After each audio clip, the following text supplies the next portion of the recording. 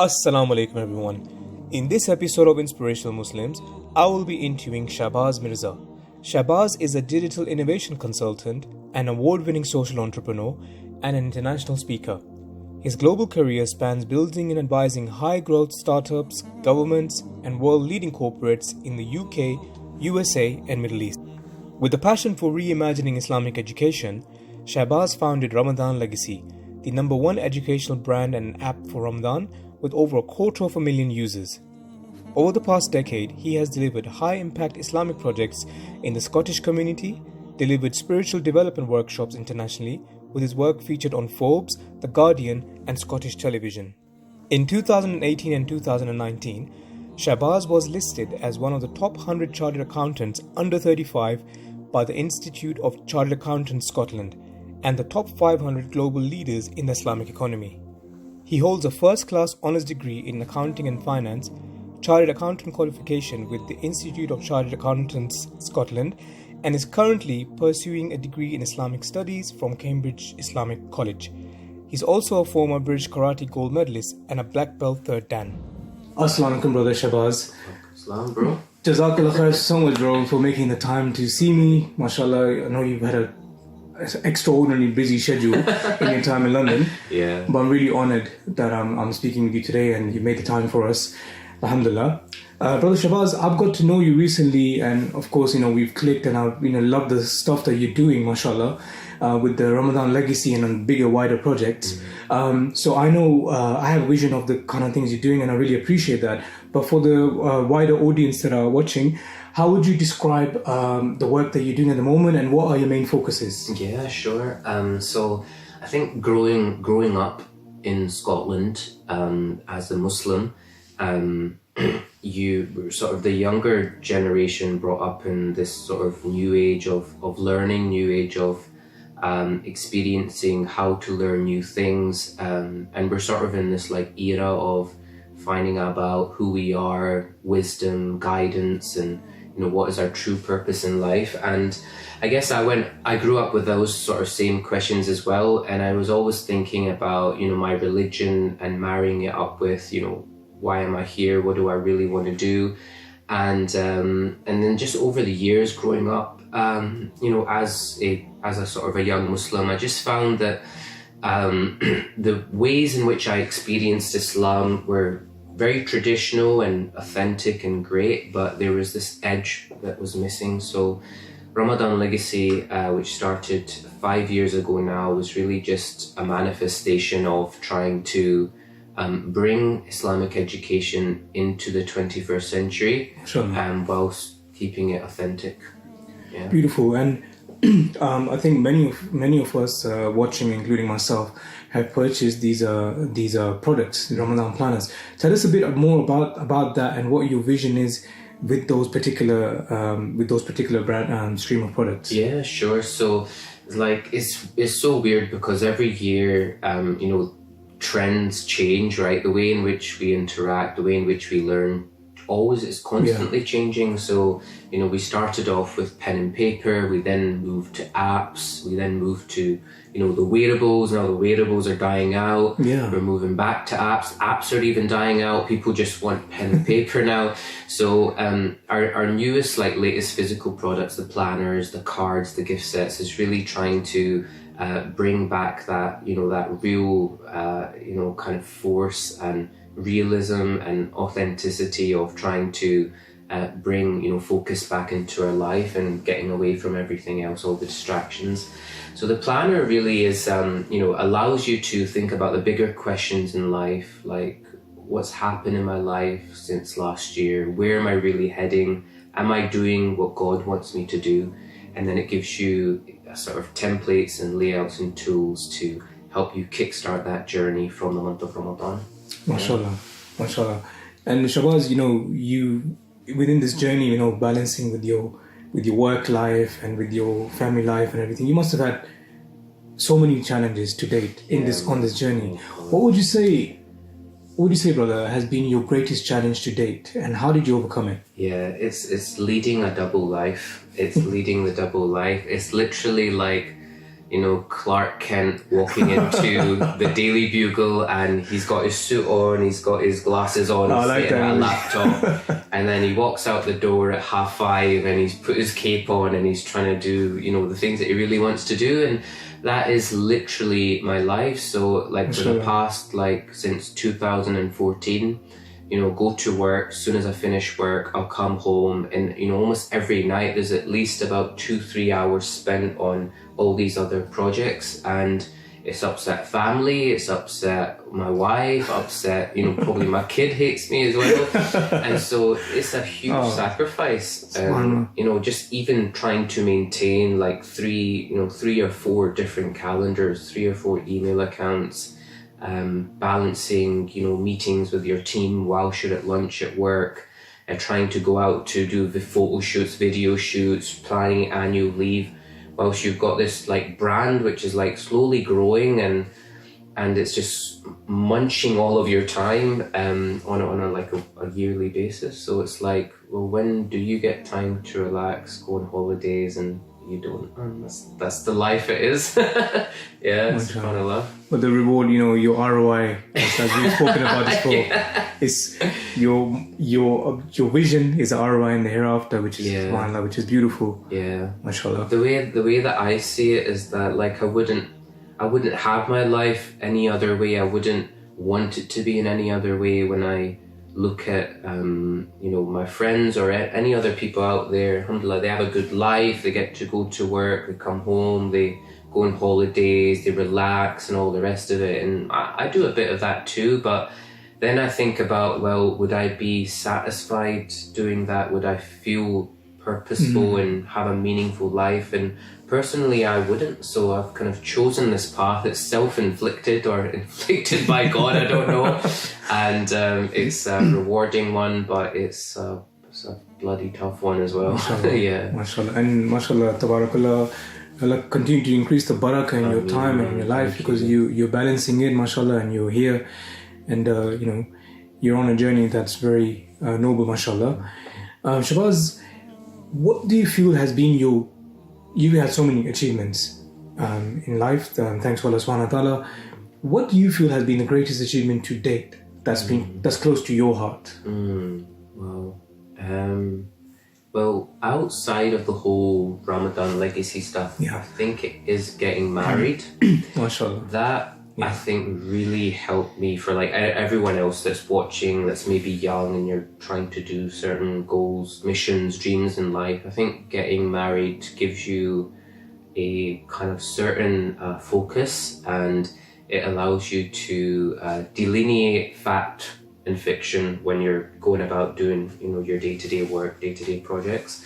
And out with that is within sort of Ramadan Legacy, I think it's the perseverance and the consistency that I'm quite proud of. Naturally, I'm a sprinter and not a marathon runner. I've always been that type of person. So continue on the same thing for the past 5 years is I'm shocked at everyone else. So all my friends will say it's shocking for him to do that, because I love to try new things, new cuisines. I'm a trend hopper, but this thing, Ramadan Legacy, is just creeped up on me for many years, and it was always whispering in the back of my ear. And it was only a couple of years ago where I thought, you know what, this is staring me right in the face. This is the thing that I really want to do. So yeah, that's amazing, subhanallah. Shahbaz, throughout the years in our lives, all of us, we have different role models that come and go, and some who are very prevalent to us, and at different stages. I mean, who would you say in your life has been a prevalent role model that's helped, shape and influence and your life in some way? Yeah. When I was 23, I bumped into this guy at a charity dinner, and I won't mention his name or he'll kill me. And he is probably one of the most accomplished, successful, Muslims probably across the world. He used to advise different, prime ministers, governments. He's launched some of the largest Islamic brands in the world, actually, sort of ones which are sort of embedded within our everyday homes. and he met me and sort of went through almost like a 2-year boot camp with him. You know, meetings every weekend. Used to turn up. If my shoes were dirty, he would send me home. If I wrote a bio and the bio seemed arrogant, he would phone me up that night, tell me to change it. He really almost like shaped every rough edge that I had, and I'm still like very rough, and he'll say that as well.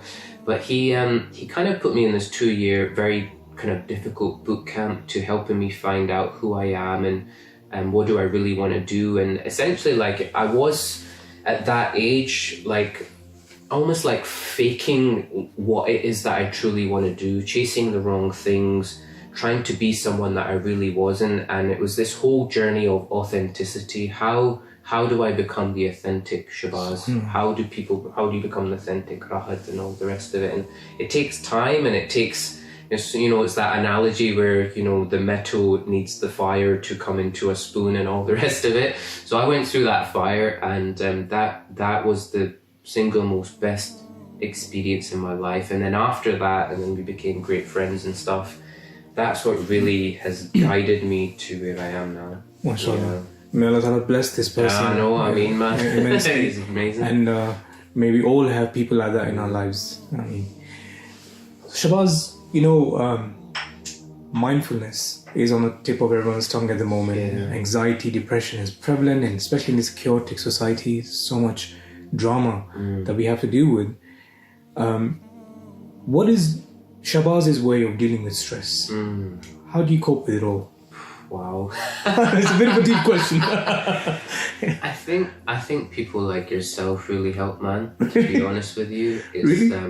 It's the people, it's the friends, and it's more, I wouldn't even call it friends, it's like companions. It's like this companionship. Personally, dealing with all the stress and stuff, people do say like block time out and do this and do that, and that's very practical, but it's very difficult to implement that. I think for me is that you have your basics like your salah, your dhikr and all the rest of it, but being honest with you, like when you are extremely stressed, high tense, like sometimes we don't pause enough to take benefit from those things. So again, you're probably doing those and you're not getting that stress relief. But yeah, what I personally find is the intensity of what you're doing brings a relief anyway. That's what I personally feel. Like something happens, a trigger happens. And even like I remember there's a book called Imam Ghazali. It's like the stations to Allah. How do you strive towards Allah? And there's 4 characteristics. One of them is being in a state of hunger. So it's kind of like when you're so busy you don't eat. Being in a state of sleeplessness, so you're kind of like around the clock. You're trying to worship. You're doing your work and all the rest of it. Isolation and reflection. And what I find is that whole intensity, that experience, it brings about a certain mindfulness, but it's not characterized in, you know, how, you know, you see it in the videos or someone's lying down in the bath with a cup of tea, right? That's mindfulness for certain people, but for me, it's something else. For me, it's like I'm dead at night and I'm absolutely knackered, but a certain thought comes to mind, or I pray a beautiful salah. That for me is the mindfulness. That's beautiful. Yeah. That's beautiful, mashallah. Shahbaz, I love asking this question. It makes you reflect. I've been asked this question as well before. If you could go back to your former 18-year-old self, what would you advise him? Relationships are so important. I was extremely wouldn't say arrogant, but probably a bit of naivety, a bit of arrogance, a bit of ego as well. And it might have just been the people I was around and all the rest of it, but relationships are so important. Diplomacy is so important. There's been so many times like in my life where I've kind of like burned bridges myself, and I'm like, why did I do that? I should have handled that better. And they haunt me, like I regret them. They haunt me, you know, every single day. And so relationships are so important. Diplomacy, being able to be in a meeting and not hurt anyone's feelings, to get your point across without coming across as too arrogant, to be courteous, to be kind in all of those scenarios, because that's what really sort of stands the test of time. Yeah, that's the only thing I think I would That's change. a very interesting one. I can definitely relate to that. So that's such a powerful one you mentioned, actually. It really is. So, Shahbaz, I mean, we've covered this, of course, throughout the course of this interview. It's quite obvious. But what would you say, how would you say Deen has played a role in your life to be where you are now and where you're headed? Yeah, it's a good one. Deen, I think for me, was different things in different years. When I was kind of young 20s, it was kind of the community. It played more of a community role, being part of something, helping me to shape who I am, helping me to give back, helping me to feel something in life. Like, you just really want to feel connected to something. And then sort of mid-20s, it was more like, it was more guidance. It was like, okay, you're trying to get married, you want to have a good career, you want to serve your parents, you want to do different things across different areas of your life. So it was the guidance, like, what should I do? Really, that's best practice. And now in late 20s, Deen is more like the wisdom, right? It's more like, it's like decision making. Every day we're faced with so many decisions in which we should make. When we wake up in the morning, when we go to work, when we're traveling to meet someone, when we're going to start a new project, a business, whatever it may be, it's like, should I do that? Should I not do that? And so Deen now is like the wisdom in the choices that I make. Why am I making those choices? What's led me to making those choices? And am I in the right? Am I doing what God wants me to do? That's what Deen for me is like right now in late 20s. And I think that's key because like in your late 20s going into your 30s, and you know, that whole aspect of time comes into it. You hit 30 and you're like, right, okay, a third of my life is potentially gone, and you know, potentially you only have 20 years left. So then it's like, okay, what do I want to do now? How do I want to shape the future? What's the impact I'm going to leave? How will I impress Allah, like with what He's given me? So that for me is key. It's the wisdom and the choices that I make. Yeah, that's very beautifully articulated, mashallah. Shahbaz, everyone wants to leave a legacy, especially as Muslims. You know, we're here. You know, we have been blessed with the Deen to understand our purpose in life. What is the impact that you want to leave in the world? And you already have made such a huge impact, mashallah, in such a short space of time. What's the impact you want to leave in this dunya, and what do you want people to remember you for? Yeah, it's a good question. I think the impact I would like to make is bringing Islamic education, making it more relevant, making it more appealing, user-friendly, and connected to who we are as sort of young Muslims in the world today. That is the real sort of impact I want to make. It's about reimagining, you know, the Jummah khutbah. It's reimagining how we have our masjids organized. It's reimagining how we connect with the Quran, connect with Ramadan, connect with our salah, you know, our taqwa. It's kind of reimagining all of these kind of key concepts in our life and reimagining in a way that's authentic, but it's bringing the benefit, wisdom and guidance to young Muslims in which they need it today. In terms of who do I want to be remembered for, that's different, right? Because that whole impact stuff is like, I think right now we live in a generation where people want to be known as the CEO, they want to be known as this, they want to be known as the founder and all the rest of it. And conventionally, yeah, you kind of do need a title. But I used to want people to know, right, okay, I did that and all the rest of it. I used to be like that, probably everyone in their young 20s does. But now I actually don't want anyone to know that I do that, because then they fill up all my WhatsApp messages. Yeah. And who I want to be remembered for is a good dad, a good brother, good husband, and a good son. and a grandfather if it comes to that, inshallah. So that's what I want to be remembered for, because that way I've never let my own family down. But the impact is always going to be there. I want that to be pushed out into the world. Yeah. We all make dua that will be a reality, and inshallah we can see that inshallah that will be as well. Shahbaz, you're on online. Of course, you're on different social medias. What is your preferred method, and where can people reach out to understand about you, your business, on all the different social media? Yeah, LinkedIn is a good one, because I kind of try to be more responsive on LinkedIn. It's a bit more kind of organized and stuff. And Facebook's just like dead. No one uses that anymore.